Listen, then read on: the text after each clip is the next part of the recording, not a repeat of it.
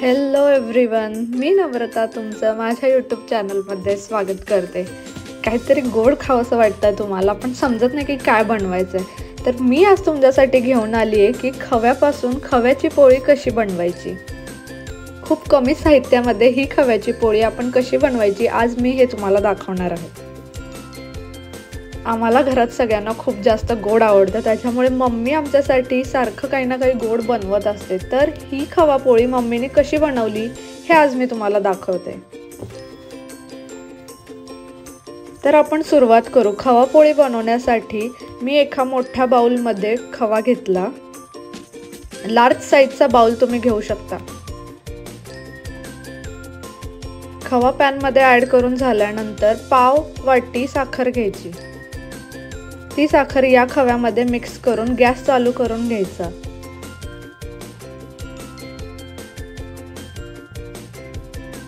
Gas चालू करून एकदम मीडियम गॅसवर साखर आणि खव्याचं मिश्रण गरम करून एकत्र एकजीव करून घ्यायचं।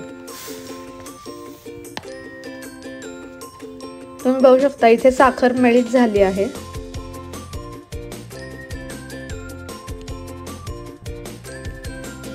मी तुम्हाला पुढे दाखवणार आहे की आपल्याला खव्याची कन्सिस्टन्सी कशी ठेवायची आहे, जेणेकरून जर तुमचं मिश्रण खूप जास्त घट्ट झालं तर ते नंतर कडक होईल आणि तुम्हाला त्याची चपाती म्हणजे पोळी लाटता येणार नाही। त्यामुळे खव्याच्या मिक्सचरची कन्सिस्टन्सी ही खूप जास्त इम्पॉर्टंट आहे खवा पोळीसाठी।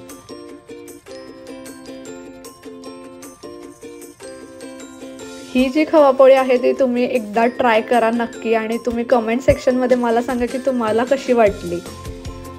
आणि तुम्हाला जर हे कंटेंट आवडत असेल तर प्लीज माझ्या चॅनलला लाईक, शेअर आणि सबस्क्राइब करा।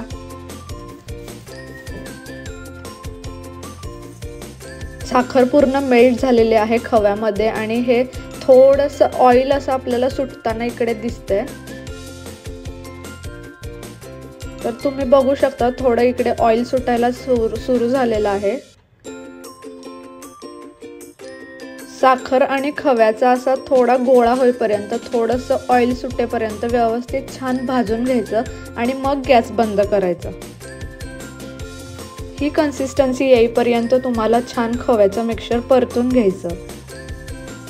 हे खव्याचं मिक्सचर आता रेडी झालेलं आहे आणि आपण जे चपातीचं पीठ मळतो त्यामध्ये हे खव्याचा गोळा टाकून आपण जशी पुरणाची पोळी लाटतो तशा प्रकारे खव्याची पोळी लाटून घ्यायची।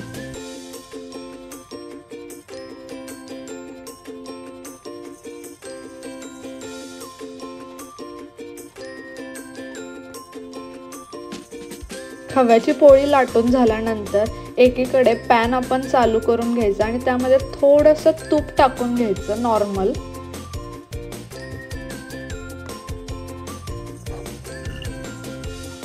तेलापेक्षा खवा पोळी जर तुपावर भाजली तर त्याची खूप जास्त मस्त टेस्ट लागते। तर इथे तवा गरम करून झाला आणि त्यानंतर मी त्याच्यामध्ये थोडंसं तूप टाकून ही पोळी ऍड केली।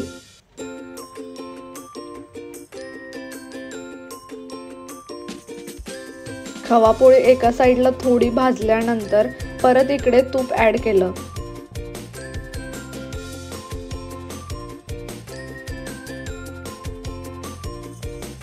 दोन्ही साइडून तूप टाकून खवा पोळी एकदम छान भाजून घ्यायची। तुम्ही इकडे बघू शकता ही खवा पोळी एकदम छान अशी फुगून रेडी झाली आहे। खवा पोळी छान फुगली आणि दोन्ही साइडून एकदम गोल्डन अशी थोडी क्रिस्प खूप छान भाजली आहे।